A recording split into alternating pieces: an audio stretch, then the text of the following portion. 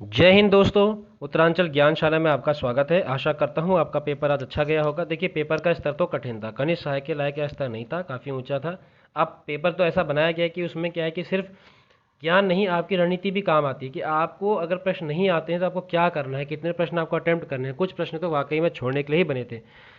तो ये पेपर जो है आपकी सूझबूझ और आपकी समझ और आपकी स्ट्रेटेजी और आपकी और व्यक्तित्व के पहलुओं को भी टेस्ट करता है। आपके सामने शुरुआत के 10 प्रश्न है, आपको एक भी नहीं आता, आप घबरा गए, नर्वस हो गए, जो आते थे वो भी गलत कर दिए बाद में।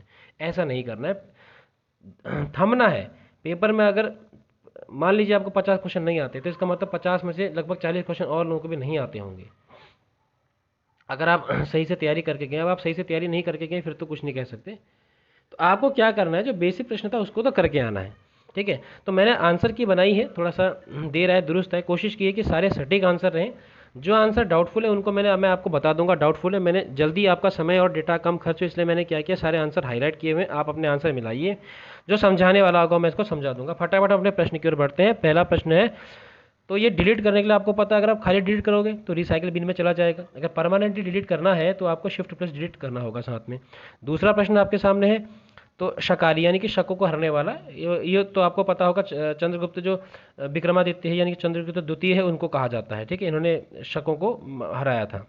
उसके बाद है दीवाने खालिसा द्वारा अस्थायी रूप से प्रशासित जागीर भूमि को क्या कहते थे। देखिए, यहाँ पर दो किस्म के थे, एक तो था खालसा भूमि, एक था जागीर भूमि। कई किस्म की भूमि थी। एक पद था दीवाने खालसा, खालिसा लिखा है, खालसा कहते थे। तो वो क्या करता था वो जो आपकी भूमि है, ये तो कह रहे हैं कि अस्थायी रूप से प्रशासित जागीर। अब इसका उत्तर कहीं पर भी आपको नहीं मिलेगा।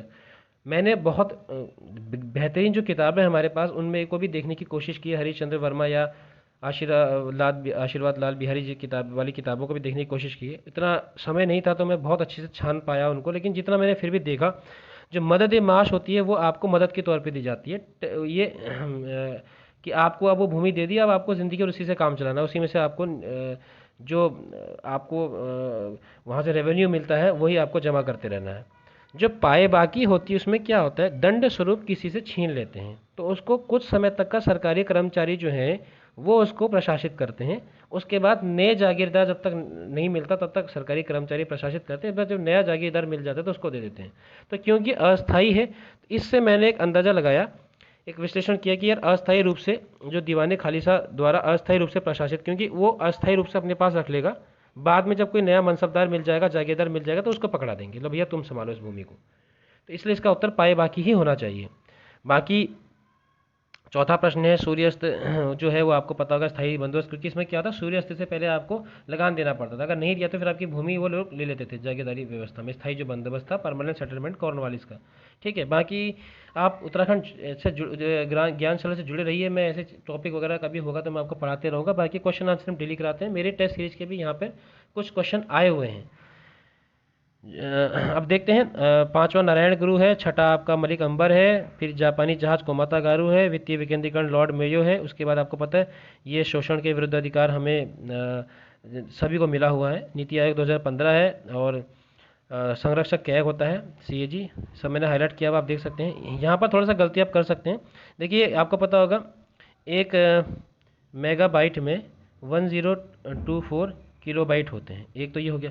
फिर एक किलोबाइट में 1024 बाइट होते हैं, तो दो बार 1024 हो गया है ना।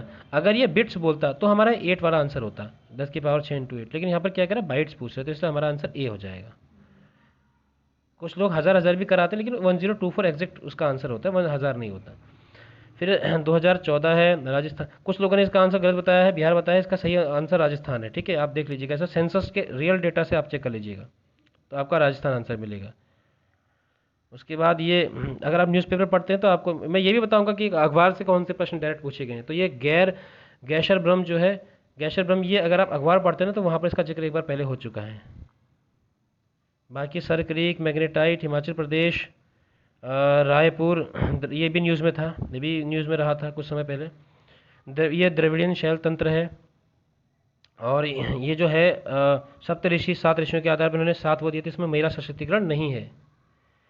फिर ऑपरेशन दोस्त, ये मैंने अपने डेली टेस्ट में भी डरा था ऑपरेशन दोस्त, और मैंने ये गैस भी किया था कि ये क्वेश्चन आ सकता है आपको। जो मेरे से जुड़े बच्चे, मैंने उनसे कहा था, जिनसे मेरी कभी कभार बात भी हुई थी, मैंने उनसे कहा था कि ये प्रश्न आपको आएगा, तो ये आ ही गया। उसके बाद वीर गार्जियन है आपका, ये चैट जीपीटी है, जम्मू कश्मीर विंटर गेम्स आपको पता होगा, ये यूनियन ऑफ स्टेट्स यानी कि राज्यों का संघ कहता है। उसके बाद आपका ये उत्तराखंड है, यह बहुत महत्वपूर्ण प्रश्न था। दस्तूर भू राजस्व आपका, कहीं कहीं पर इसको कई लोग नजराना बता रहे हैं, तो ये वैसे दस्तूर भू राजस्व ही होना चाहिए। और तालेश्वर ताम्रपत्र, देखिए यहाँ पे क्या है कि तालेश्वर से 2 ताम्रपत्र मिले थे, एक में द्वितीय वर्मन था, एक में विष्णुवर्मन था। अब ये विष्णुवर्मन प्रथम कहीं या विष्णुवर्मन कहीं, क्योंकि संस्थापक विष्णुवर्मन था, तो इसमें ये तो प्रश्न इन्होंने बड़ा अजीब सा पूछ दिया है, क्योंकि उसका जानकारी इतनी है कि तालेश्वर ताम्रपत्र वहाँ पर 2 किस्म के थे, एक द्वितीय वर्मन का नाम का था, एक विष्णुवर्मन के नाम का था। तो मेरे हिसाब से ज़्यादा बेहतर आंसर द्वितीय वर्मन होना चाहिए। बाकी देखते, क्योंकि वहाँ पे विष्णुवर्मन प्रथम करके ऐसा कुछ लिखा नहीं था, खाली विष्णुवर्मन लिखा हुआ था। फिर उसका आपका हिंसोंग जो है ब्रह्मपुर राज्य यानी कि पौरव वंश का वर्णन करता है। फिर आपका संरक्षिका पृथ्वी शाह की थी, या महीपति शाह की पत्नी, और क्योंकि ये 11-12 साल की उम्र में इनको सिंहासन दे दिया था। और फिर काशीपुर गोविषाण आपको पता होगा। और यहाँ पर कई लोग गोविंद वल्लभ पंत लगाए। देखो भैया 1921 में इनको जेल हुई थी, उस समय चला था असहयोग आंदोलन। असहयोग आंदोलन में सक्रिय भूमिका निभाई थी इन्होंने, ठीक है, और ये राजनीतिज्ञ थे, इसलिए यही आंसर होना चाहिए। गोविंद वल्लभ पंत तो बहुत बाद में आए थे। फिर हार दूधा संबंधित है, नाग देवता से संबंधित है, साफ साफ स्पष्ट दिया रहता है इसके बारे में। उसके बाद छपेली नृत्य है, फिर ये कमीण, राजस्व एकत्र करना, हिल यात्रा गोरखों द्वारा शुरू की गई थी, मौड़ मेला, जॉनसर बाबर, ये सब आपको उत्तर दिख रहे हैं। जितना भी मैंने ये हाईलाइट किया है पीले रंग से, ये सारे आपके सही उत्तर, आप अपने उत्तर मिला सकते हैं। देखिए यहाँ पे क्या है, यहाँ पे ये दो तो कट गए, ठीक है। अब बचा तारक ताल और चकनी ताल। एक तार झील करके है वहाँ पे, तारा झील करके तो है वहाँ पे, तो पॉसिबली ये तारक झील, क्योंकि कई बार लिखने में, उच्चारण में, उसकी वर्तनी में अंतर आ जाता है, तो ये संभवतः होगी। तो एकदम स्पष्ट जिसका दूर दूर तक कुछ पता नहीं, चकनी ताल, इसका तो कुछ पता नहीं है। इवन गूगल मैप में भी ढूंढने की कोशिश की तो नहीं मिला, तो पता नहीं कहाँ से उत्पन्न करके ले आए हैं, वही जाने आयोग वाले। तो ये हमारा हो जाएगा उत्तर, जो बिल्कुल नहीं है वहाँ पे स्थापित। फिर आपका उधम सिंह नगर, यहाँ पर ये सब आपको मैंने हाईलाइट किया हुआ है। ये जो बेरोजगारी दर वाला आंसर है, इसका एग्जैक्ट आंसर नहीं मिला है, लगभग 5 पॉइंट समथिंग के आसपास था, तो इसका निकटतम आंसर 6.1 है। ये क्वेश्चन में भी मेरे ख्याल से आपत्ति लगनी चाहिए, तो फिलहाल हम इसको निकटतम आंसर 6.1 लेके चलते हैं। जो 50वां प्रश्न है, इसका मान के चलिए 25 लाख है। थोड़ा सा इसमें डाउट भी है, कहीं पर मुझे अखबार में 32 लाख भी देखने को मिला था। ये मैक्सिमम लिमिट जो है 32 लाख है, तो यहाँ पर दो विकल्प हैं। इसका भी एकदम एग्जैक्ट आंसर नहीं मिला, क्योंकि पूरी नीति लगभग 396 पन्नों की का PDF है नीति का, तो उसको पढ़ पाना बड़ा मुश्किल है इस समय। तो अगर मुझे मौका मिलता है पढ़ के, मैं आपको इसका एग्जैक्ट आंसर निकालने की कोशिश करूँगा। फिलहाल अखबार से मुझे 2 डेटा मिले हैं अलग अलग जगह पे, तो मैंने आपके सामने रख दिया है। बाकी ये सब आंसर हैं। इसका आंसर बी है, उद्यान वाले का। अच्छा देखिए, ये जो है ना, इसका आंसर 1365 के आसपास है, 1300 के आसपास है, तो इसका निकटतम 1520 है, तो हम इसको आंसर मान के चलते हैं फिलहाल, क्योंकि सभी सेटों में एक ही जैसे क्रम है, तो आपको कोई दिक्कत भी नहीं होगी। बाकी आंसर आपके सामने है, 42.92 ये है आपका 54वें का आंसर। 2020-21 है, ये आपके मैथ्स के और रीजनिंग का क्वेश्चन है। ये बहुत इजी होते हैं, अगर आपको नहीं आते तो फिर आपको सीखने पड़ेंगे। इसका आंसर खाने पीने वाले का नो है, इसमें MDH वाला फॉर्मूला लग जाता है। ये भी आपको अखबार से, न्यूज़पेपर से आया हुआ है, साफ साफ क्वेश्चन है, 15% वाला। अगर आपने पढ़ा होगा अखबार तो आपको पता चलेगा। बाकी ये साइंस का क्वेश्चन है, ये आप देख सकते हैं। जो UPSC वगैरह की तैयारी करते हैं उन्होंने तो कई बार पढ़ा होता है, तो उनके लिए आसान है। ये मैंग्रोव्स, ये क्या होते हैं, ये जहाँ पर दलदल वाला इलाका होता है, वहाँ पे क्या होता है, लवणता बहुत ज़्यादा होती है, तो ये वहाँ पर आराम से उगते हैं, इसलिए इनको क्या बोलते हैं कि ये नमक सहिष्णु है। मतलब नमक जहाँ पर लवणता होती है, सॉल्ट सैलिनिटी होती है, उसके प्रति ये सेंसिटिव नहीं है, आराम से सहन कर लेते हैं, उसको सहिष्णु है, ठीक है। ये भी 2002, ये सब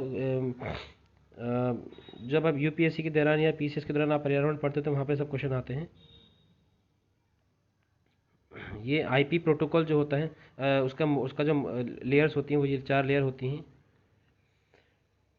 इसका उत्तर प्रोग्राम काउंटर है, कैश मेमोरी, फिर पोस्ट। इसका आंसर होता है, इसका फुल फॉर्म होता है पावर ऑन सेल्फ टेस्ट, ठीक है। तो जब आप कंप्यूटर को ऑन करते हो तो वो सेल्फ टेस्टिंग करता है, तो इसको पोस्ट इसलिए कहते हैं, पावर ऑन सेल्फ टेस्ट इसको, ठीक है। ये मैंने यहाँ पर लिखा भी है, power on self test. Vitamin A और विटामिन की इसको इनको दिया जाता है मुर्गियों को। फिर ये हिंदी के प्रश्न आ गए, ठीक है। तो यहाँ पर होनहार है और वसुदेव शब्द में अ है, ठीक है। तो आप ये सब देख सकते हैं।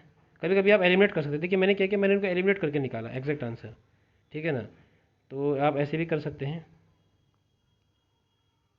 एक से बड़ा अच्छा क्वेश्चन आया था, हो सकता है जल्दीबाजी में आप लोगों ने गलत किया होगा। शुनक, शुनक का वो कुत्ता होता है और ये रिक्त होता है।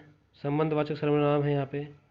संज्ञा शब्द में सम संधि सम उपसर्ग है, ठीक है। ये सब आप देख सकते हैं। उत्तर है 92। अमावस के इसको कोयल भी कहते हैं, ठीक है। ये कोयल की आवाज़ को भी कहते हैं और इसको भी कहते हैं, दोनों दो अर्थ होते हैं इसके। अजंत, कई लोग ये कुछ और लगा के आगे कि व्यंजन संधि है यहाँ पे। तो व्यंजन संधि यूके टेबल सी में तो नहीं दी थी, उसमें तो खाली 3 ही संधि दी थी स्वर संधि का। इधर व्यंजन संधि भी पूछ लेता है, ये विसर्ग भी पूछ लेता है, अभी आएगी आगे। तो ये सब आप देख सकते हैं। यहाँ पर मयंक हो जाएगा, यहाँ पर दिशांतर हो जाएगा। देखिए ये इनमें से किस शब्द में अनुपसर्ग, कई लोग जो है इसको अन्वीक्षण लगाने की कोशिश करते हैं, सोचते हैं अन है यहाँ पे, अनु है यहाँ पे। तो यहाँ पे क्या है, यहाँ पे अन सोचते हैं, लेकिन यहाँ पर क्या है, यहाँ पर अनुपसर्ग का ही प्रयोग हुआ है, ठीक है। जबकि प्रयोग कहाँ नहीं हुआ है, अनुदात में, जिसमें इसमें दिखता है अनु दिखता है, तो लोग सोचते हैं कि इसमें तो अनु है, अन्वीक्षण में नहीं है। अनुदात का जो तोड़ेंगे तो वो बनता है अन, ठीक है। अन प्लस उदात,